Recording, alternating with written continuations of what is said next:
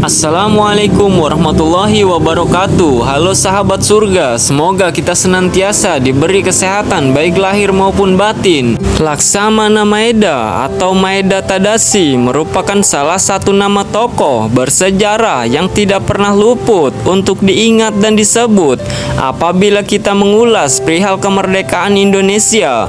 Tokoh Jepang yang terkenal karena mengizinkan rumahnya untuk dijadikan tempat permusyawaratan teks proklamasi kemerdekaan Indonesia ini adalah seorang perwira tinggi Angkatan Laut Jepang saat Perang Pasifik. Namun, bagaimana bisa Laksamana Maeda akhirnya memutuskan membantu Indonesia untuk memproklamasikan kemerdekaannya? Laksamana Maeda yang lahir pada tanggal 3 Maret tahun 1898 di Kagoshima, Jepang, merupakan seorang perwira tinggi Angkatan Laut Kekaisaran Jepang di Hindia Belanda. Ia merupakan seorang putra dari keluarga yang memiliki keturunan kelas samurai dan ayahnya merupakan kepala sekolah di daerah Kajiki, Kagoshima, Jepang. Saat ia menginjak umur 18 tahun, Maeda muda melanjutkan pendidikannya di Akademi Angkatan Laut Jepang dengan spesialisasi navigasi. Pada tahun 1930, Maeda berhasil mendapatkan pangkat Letnan 1 di Angkatan Laut Kekaisaran Jepang. Pangkat yang didapatkannya inilah yang membuat ia menjadi atase Angkatan Laut untuk Belanda pada tahun 1940 dan ditugaskan ke Indonesia untuk menegosiasikan perjanjian dagang dengan pemerintah kolonial terkait pembelian minyak untuk Jepang.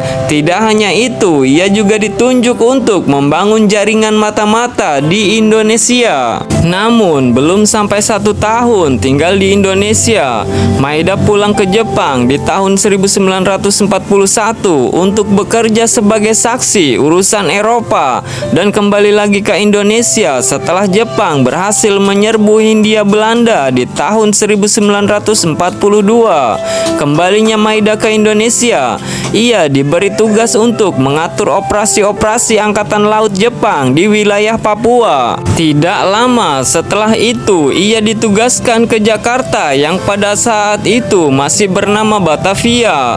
Setelah jatuhnya pemerintah kolonial Belanda, tugasnya di Jakarta pada saat itu menjadi penghubung Angkatan Laut dan Angkatan Darat ke-16 Jepang.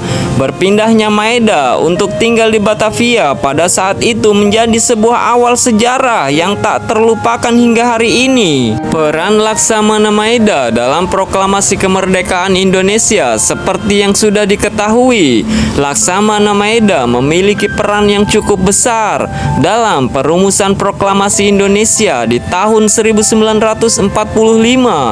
Pada Oktober tahun 1944 atau setelah Perdana Menteri Jepang Kuniaki Kaiso menjanjikan kemerdekaan untuk Indonesia, Laksamana Maeda membentuk Asrama Indonesia Merdeka. Asrama yang dibangun sebagai sarana menciptakan pemimpin-pemimpin negara Indonesia ini ternyata berhasil membuatnya mengenal masyarakat Indonesia yang memiliki semangat juang untuk merdeka, hingga tumbuh rasa simpati yang besar di dalam diri Laksamana Maeda terhadap keinginan dan bulatnya tekad bangsa Indonesia untuk merdeka. Hal ini pun membuatnya bersedia untuk menjadikan rumahnya yang berlokasi di Jalan Imam Bonjol nomor 1 Jakarta Pusat sebagai tempat perumusan teks proklamasi.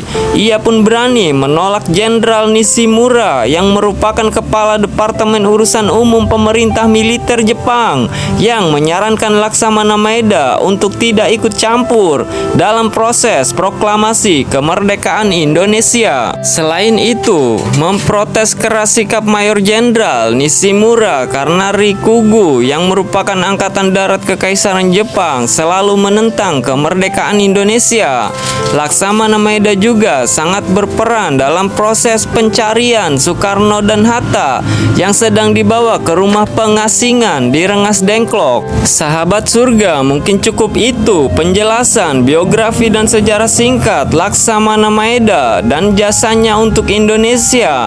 Apabila ada kesalahan naskah dan tulisan atau ucapan, saya mohon maaf. Kurang dan lebihnya saya akhiri dengan wassalamualaikum warahmatullahi wabarakatuh.